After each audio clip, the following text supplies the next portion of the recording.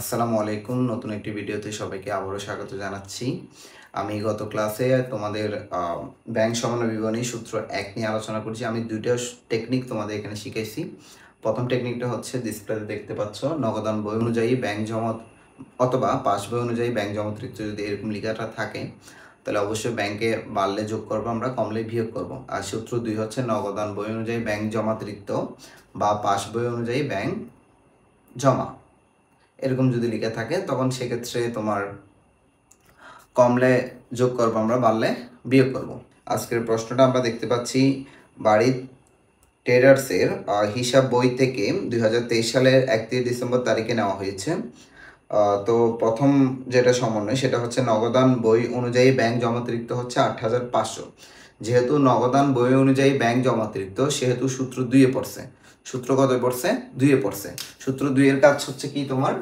সূত্র 2-এর কাজ হচ্ছে ব্যাংকে কমলে আমরা যোগ করব, কমলে আমরা যোগ করব, ব্যাংকে যদি বাড়ে সেক্ষেত্রে আমরা কি করব? বিয়োগ করব। সিম্পল বিষয়। তাহলে এখানে আমাদের প্রথম লাইনটা আমরা লিখে দিব বরাবরের মতো। প্রথম লাইনটা আমি আগে থেকে লিখে রাখছি, সেটা হচ্ছে নগদান বই অনুযায়ী ব্যাংক জমাতিরিক্ত হচ্ছে 8,500। প্রথম লাইনটা লিখে রাখছি। এটা সিস্টেমটা হবে ব্যাংকে কমলে যোগ করব আমরা, বাড়লে কি করব? বিয়োগ করব। আচ্ছা, প্রথম 2 নম্বর অপশনটা যাই। 2 নম্বর অপশনে বলেছে 3,250 টাকার চেক ইস্যু করা হয়েছে কিন্তু পরিশোধের জন্য ব্যাংকে উপস্থাপিত হয়নি। আমার একটা চেক ইস্যু করছি আমি, তো ইস্যু করছি মানে আমার পাওনাদারকে দিচ্ছি, ও ব্যাংকে যায়নি। ও যেহেতু ব্যাংকে যায়নি, ব্যাংকে ওর বাসায় গিয়ে দিয়ে আসবে চেকটা, জীবনও দিবে না, ঠিক আছে? সো যেহেতু দিবে না সেহেতু টাকাটা কোথায় আছে? ব্যাংকে আছে। ব্যাংকে আছে মানে ব্যাংকে টাকাটা বাড়ছে, এই জিনিসটা বুঝতে হবে তোমার। তাহলে ব্যাংকের টাকা বাড়ছে মানে আমরা কি করব?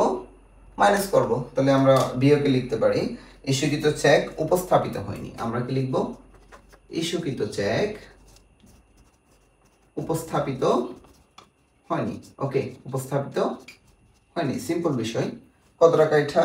3,200 কত টাকা? 50 টাকা। ওকে, গেল। তারপর আমরা যাব 3 নম্বর অপশনে। একদম শর্টলি আমি করে দিচ্ছি, যেহেতু এর আগে অনেক সময় নষ্ট হয়েছে তোমাদের, আশা করি বেশিক্ষণ লাগবে না। তো 1,150 টাকার একটি চেক ব্যাংকে জমা দেওয়া হয়েছে কিন্তু ব্যাংক কর্তৃক আদায় হয়নি। 1,150 টাকার একটা চেক ব্যাংকে জমা দিছে আমি, তো ব্যাংক এটা কি করেনি? আদায় করেনি। হয়তো ওই যে দানাদার থেকে টাকাটা পাইছি আমি, ওই দানাদারের টাকায় ব্যাংক অ্যাকাউন্টে টাকা অত নাই, অথবা ওর সাইনে ভুল আছে, বা কোনো কারণবশত ব্যাংকে কি করেনি? এটা আদায় করেনি। তো যেভাবে হোক আদায় যেহেতু হয়নি, ব্যাংকে টাকাটা বাড়েনি। যেহেতু বাড়েনি, তাহলে যেহেতু বাড়েনি ব্যাংকে টাকা কমছে, কমছে মানে আজকে কি হবে? যোগ হবে। তাহলে আমরা কি লিখবো? জমাকৃত চেক আদায় হয়নি। জমাকৃত চেক কি হয়নি? আদায় হয়নি। জমাকৃত চেক আদায় হয়নি। আচ্ছা, এটা 3 নম্বর অপশন। কত টাকা? 1,150 টাকা। ওকে, গেল। তারপরে আমরা যেটা করতে পারি সেটা হচ্ছে 4 নম্বর অপশনটা পড়তে পারি। তো এটাতে বলেছে ব্যাংক 75,000 সুদ মঞ্জুর করেছে। তো ব্যাংকে সুদ মঞ্জুর করলে ব্যাংকে টাকা বাড়বে, এটা মাথায় রাখতে হবে। এবং 50 টাকা চার্জ ধার্য করেছে। চার্জ করা মানে হচ্ছে ব্যাংক থেকে টাকা কি হয়ে যাওয়া? কমে যাওয়া। তাহলে একটা বাড়ছে, একটা কি হয়েছে? কমছে। তাহলে দুইটা দুই জায়গায় বসবে অবশ্যই, কিন্তু দুটোটাই কোথায় লেখা হয়নি?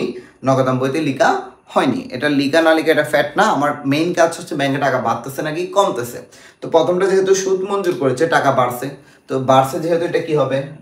বাড়লে কি হয়? বিয়োগ হয়। তাহলে আমরা লিখবো ব্যাংক সুদ মঞ্জুর।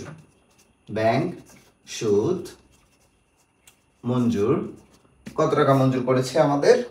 মাত্র 75 টাকা। এবং ব্যাংক চার্জ কি করেছে?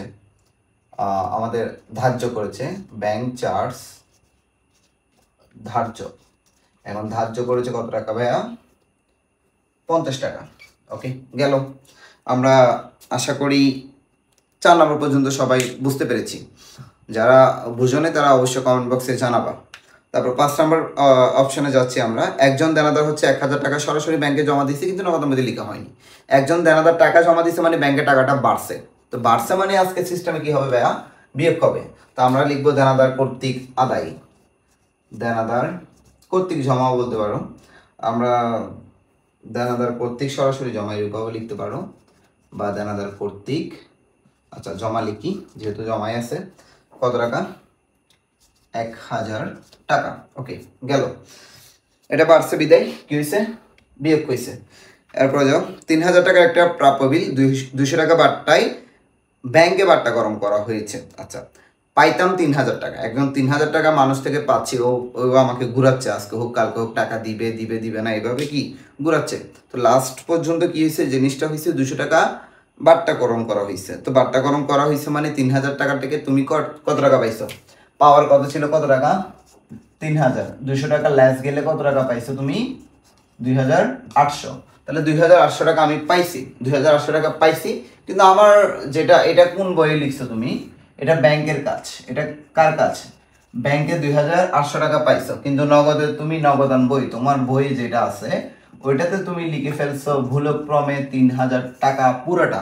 যেহেতু প্রশ্নটা আবার পড়বো আমরা একটু, 3000 টাকার একটা প্রাপ্য বিল 200 টাকায় বাট্টায় ব্যাংকে বাট্টাকরণ করা হয়েছে, কিন্তু নগদান বইতে ডেবিট করা হয়েছে। এখন নগদান বইতে ডেবিট করা হয়েছে মানে, তো নগদান বইতে তুমি কি করছো, সম্পূর্ণ মূল্যে ডেবিট করেছো।